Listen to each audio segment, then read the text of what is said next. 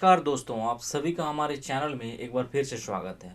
दोस्तों, आज के इस वीडियो में हम लोग बात करने वाले हैं कि झारखंड कर्मचारी चयन आयोग यानी जेएसएससी के द्वारा वर्ष 2012, इसमें देख सकते हैं वर्ष 2012 में जो परीक्षा आयोजित किया गया था जेएसएससी सीजीएल का, ठीक है। तो उसके जो कंप्यूटर से प्रश्न पूछा गया था, उन प्रश्नों के बारे में चर्चा करने वाले हैं और साथ ही इसका आंसर भी मैं बताऊंगा। और साथ ही दोस्तों, ये प्रश्न आप सभी के लिए एक तरह से बहुत ही इम्पोर्टेंट है, क्योंकि इन प्रश्नों को देखकर आप अपनी तैयारी को उस स्तर में तैयारी कर सकते हैं। यानी इन प्रश्नों से एक बार जब आप वाकिफ़ हो जाएंगे तो आपके पढ़ाई में क्या कमी रह जा रहा है, किन चीज़ों को और आपको पढ़ने की ज़रूरत है, वो एक गाइड मिल जाएगा।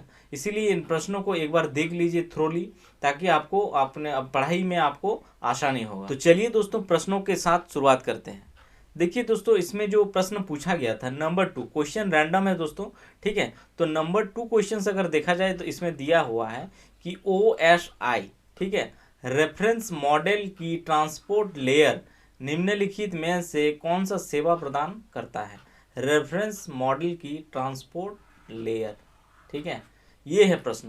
देखिए, ये प्रश्न आपको थोड़ा अजीब लग रहा होगा, ये प्रश्न थोड़ा है हाई लेवल का, ठीक है। कौन सा सेवा प्रदान करता है, तो इसका जो आंसर दिया है वो है दो प्रोसेस को तार्किक रूप से जोड़ता है, ठीक है। राइट आंसर इसमें आपका बी होगा। अब आते हैं नंबर 6 नंबर क्वेश्चन। इसमें कह रहा है कि iOS रेफरेंस मॉडल में कितनी नेटवर्क लेयर्स है। मतलब सेम क्वेश्चन एक तरह से, यही इसमें ट्रांसपोर्ट लेयर है, ये नेटवर्क लेयर से जुड़ा हुआ है, ठीक है। तो इसमें कितने नेटवर्क लेयर्स हैं, तो इसका राइट आंसर जो होगा दोस्तों वो डी, यानी इसमें कुल मिलाकर 7 लेयर्स होते हैं। क्लियर है। अब चलेंगे हम लोग अगला प्रश्न। देखिए अगला प्रश्न देखें, यानी नंबर 10 क्वेश्चन नंबर 10 जो है वो है इंटीग्रेटेड सर्किट का सबसे कम महत्वपूर्ण लाभ क्या है। ये एक तरह से फिजिक्स का भी क्वेश्चन है दोस्तों। हालांकि वन काइंड ऑफ फिजिक्स जो है, कंप्यूटर भी फिजिक्स का ही एक पार्ट है। तो इंटीग्रेटेड सर्किट का सबसे महत्वपूर्ण जो लाभ है दोस्तों, वो होगा इसका कम लागत। बहुत कम कॉस्ट में ही ये उपलब्ध होता है इंटीग्रेटेड सर्किट। तो यही इसका सबसे इम्पॉर्टेंट रोल भी है एक तरह से। अब आएंगे हम लोग अगला प्रश्न। 22 नंबर क्वेश्चन दोस्तों देख सकते हैं कि सीडैक, नाम सुने ही होंगे, भारत द्वारा पहली बार विकसित सुपर कंप्यूटर निम्नलिखित में से कौन सा है। यानी भारत के द्वारा विकसित किया जाने वाला सबसे पहला सुपर कंप्यूटर कौन सा है, वही कहा गया है सीडैक के द्वारा। तो इसमें दिया है सुपर 20 है, 200 है, फाइन 4000 है, फिर परम 10,000 है, और फिर है सुपर 10,000। तो इसका राइट आंसर जो होगा दोस्तों वो होगा परम, ठीक है, याद रखिएगा। परम 10,000 जो है वो है आपका, मैंने सीडैक द्वारा पहली बार विकसित किए जाने वाला सुपर कंप्यूटर है परम 10,000।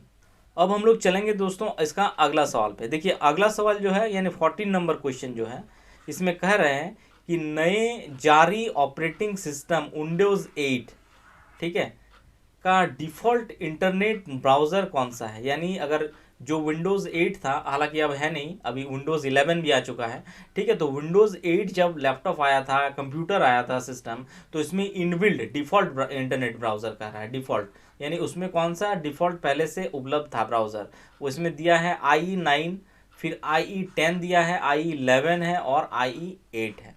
तो इसका राइट आंसर जो होगा दोस्तों, चूँकि आया था तब उस समय ये वाला था IE10, ठीक है, याद रखिएगा। विंडोज़ 8 का डिफ़ॉल्ट इंटरनेट जो ब्राउज़र था वो IE10 था।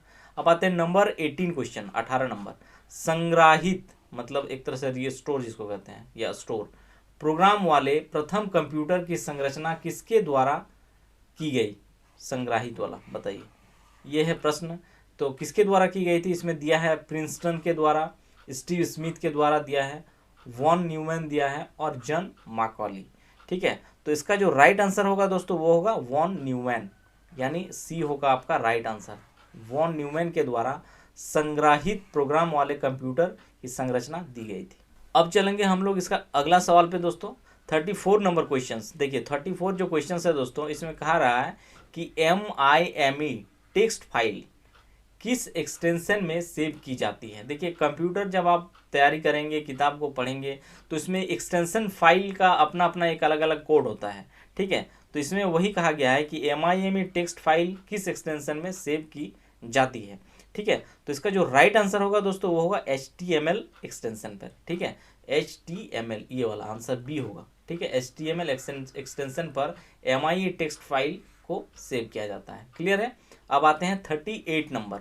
इसमें कह रहा है कि उस तकनीक का नाम बताइए, मतलब उस टेक्नोलॉजी का नाम बताइए जिसका इस्तेमाल किसी ईमेल, देखिए ईमेल को अनाधिकृत व्यक्ति द्वारा पढ़ने से बचाने में किया जाता है, यानी अनऑथोराइज पर्सन के द्वारा उसको पढ़ ना पाए, इसीलिए इसमें कौन सा कोई ऐसा तकनीक का नाम बताइए, वही पूछा है।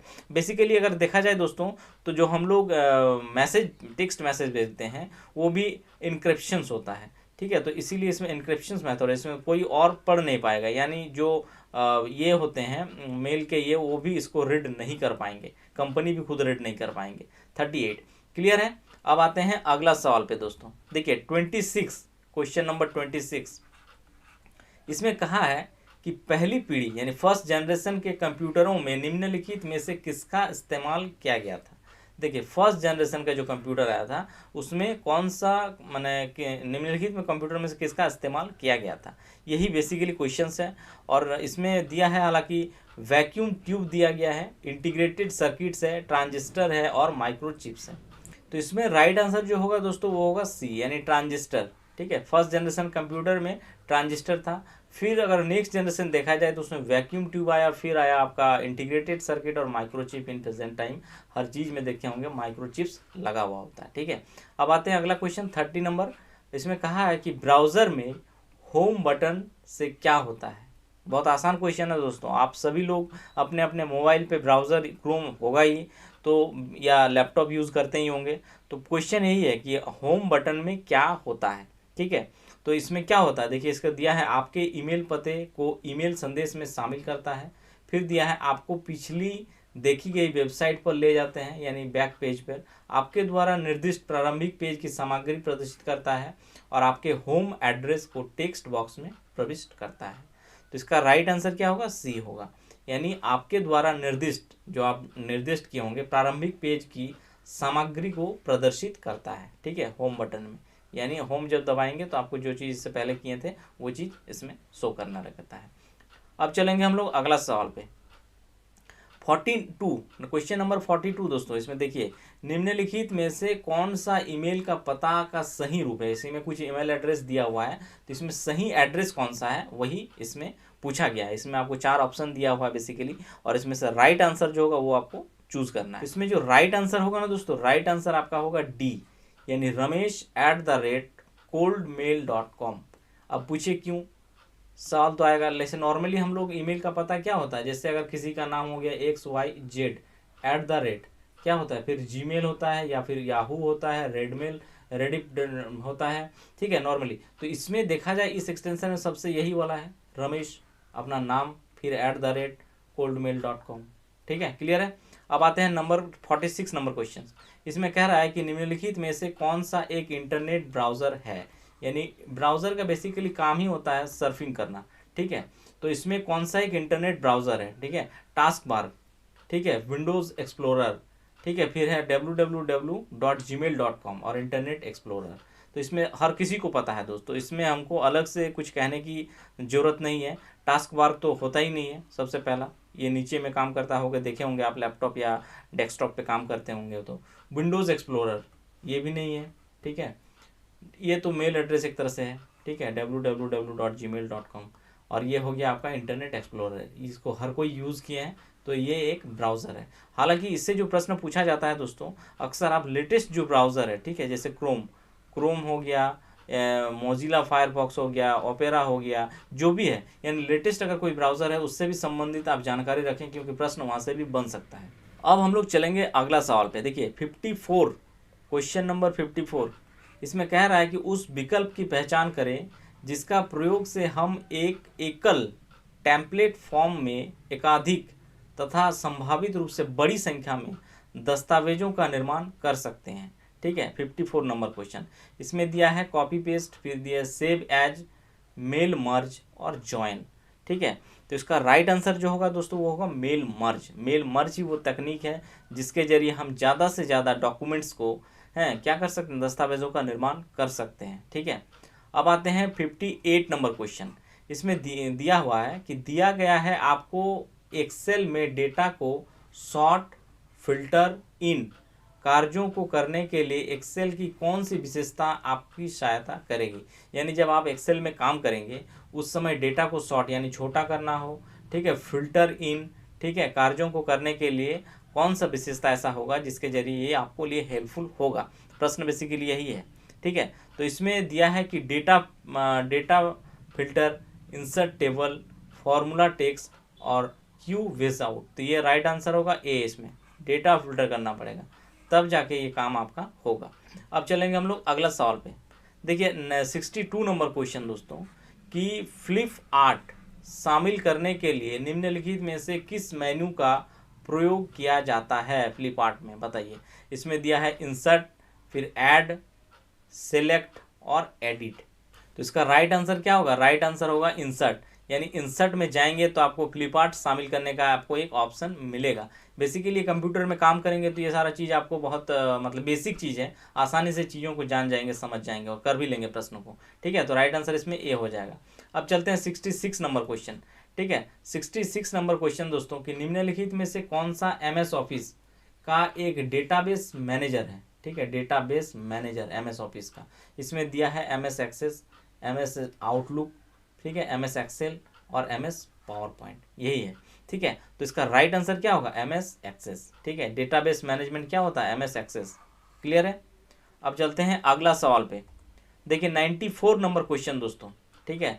इसमें कह रहा है कि निम्नलिखित में से किस तकनीक का प्रयोग अधिकांश आधुनिक कंप्यूटरों में इनपुट आउटपुट डिवाइस CPU और मेमोरी से कनेक्ट करने के लिए किया जाता है। देखिए बहुत आसान क्वेश्चन है दोस्तों। इसमें पूछा गया है बेसिकली कि उस तकनीक का प्रयोग अधिकांश आधुनिक यानी मॉडर्न कंप्यूटर में इनपुट आउटपुट डिवाइस को CPU और मेमोरी से कनेक्ट करने के लिए किया जाता है, ठीक है। तो इसका क्या होगा? सही आंसर इसमें ऑप्शन दिया है आपका बस दिया है, फिर दिया है DMA, फिर दिया है प्रोग्राम IO, फिर दिया है इंटरप्ट्स। तो इसका राइट आंसर जो होगा दोस्तों वो होगा बस, ठीक है।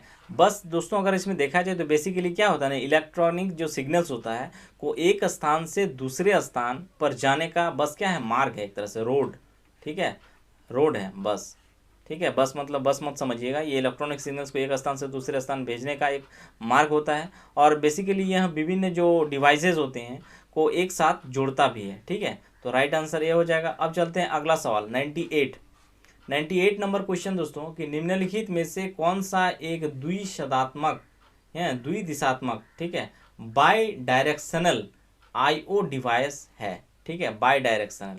इसमें दिया है आपका वेब कैम दिया है, फिर दिया है माइक्रो फ्लिप्स दिया है, MIDI दिया है और फ्लैश डिस्क। इसका जो राइट आंसर होगा दोस्तों वो होगा डी यानी फ्लैश डिस्क, ठीक है। फ्लैश डिस्क क्या है? बाई डायरेक्शनल IO डिवाइस है फ्लैश डिस्क, ठीक है। अब हम लोग चलेंगे अगला सवाल पे 106 नंबर क्वेश्चन दोस्तों, ठीक है। इसमें कह रहा है कि निम्नलिखित में से उस सही विकल्प का चयन करें जो इनपुट डिवाइस के हिस्से का निर्माण करता है। इनपुट डिवाइस कहा गया है यानी जिसके द्वारा एंट्री होता है, ठीक है। इसमें दिया है हार्ड डिस्क, फिर दिया है मॉनिटर, कीबोर्ड और प्रिंटर। देखिए प्रिंटर क्या है? आउटपुट डिवाइस है। मॉनिटर क्या है? ये भी आउटपुट करता है आपका, ठीक है। तो कीबोर्ड क्या हो गया? Input device. के तरह कोई भी कमांड देते हैं, कोई भी चीज़ हम लोग टाइप करते हैं, लिखते हैं, तो बेसिकली इनपुट क्या हो गया? कीबोर्ड। क्लियर है। अब आते हैं 114 नंबर प्रश्न पे। इसमें कह रहा है कि IP एड्रेस, ठीक है, एक दिया हुआ है, किस नेटवर्क का क्लास से जुड़ा है? प्रश्न देखिए IP एड्रेस से है, तो ये जो होता है ना दोस्तों ये होगा आपका राइट आंसर बी होगा यानी क्लास B के नेटवर्क से ये जुड़ा हुआ होता है। क्लियर है। अब चलते हैं हम लोग अगला सवाल पे। देखिए दोस्तों 102 नंबर क्वेश्चन, ठीक है। इसमें जो है ना वो 102 नंबर क्वेश्चन, इसमें कह रहा है कि निम्नलिखित में से उस सही विकल्प का चयन करें जो बॉक्स पर लगी छड़ी वाले डिवाइस का संकेत देता है और जो स्क्रीन पर कर्सर का नियंत्रण भी करता है। तो ये होगा दोस्तों इसका राइट आंसर जॉयस्टिक होता है, ठीक है। जॉयस्टिक एक ऐसा प्रकार का डिवाइस है जो कर्सर के रूप में भी काम करता है और बेसिकली इस प्रकार का बना भी होता है, ठीक है। तो इसका राइट आंसर जॉयस्टिक होगा, ठीक है। 90 नंबर क्वेश्चन दोस्तों कि ऑपरेटिंग सिस्टम में कौन सी विशेषता हार्डवेयर डिवाइस पर, ठीक है, नियंत्रण प्रदान करती है? इसमें दिया है आपका डिस्क एक्सेस, ठीक है, डिस्क एक्सेस, फिर दिया है कर्नेल, फिर दिया है इंटरप्ट्स और दिया है मेमोरी। इसका जो राइट आंसर होगा दोस्तों वो होगा आपका कर्नेल। कर्नेल जो है ना दोस्तों ये बेसिकली हार्डवेयर एंड सॉफ्टवेयर के बीच एक तरह से संबंध स्थापित करने वाला ही डिवाइस है एवं इसको अगर देखा जाए तो विभिन्न उपकरणों में सुनिश्चित ये करता है कि पूरा ऑपरेटिंग सिस्टम इसी पर बेसिकली आधारित होता है। तो दोस्तों ये हुआ आपका झारखंड सीजीएल जेएसएससी सीजीएल के वर्ष 2012 में जो कंप्यूटर से संबंधित प्रश्न पूछा गया था, उसी के बारे में इस वीडियो में हम लोग चर्चा किए। तो दोस्तों अगर ये वीडियो आप लोग को अच्छा लगा हो तो चैनल को जरूर सब्सक्राइब करिए, लाइक करिए और अपने दोस्तों में इस वीडियो को ज़्यादा से ज़्यादा शेयर करिए। धन्यवाद।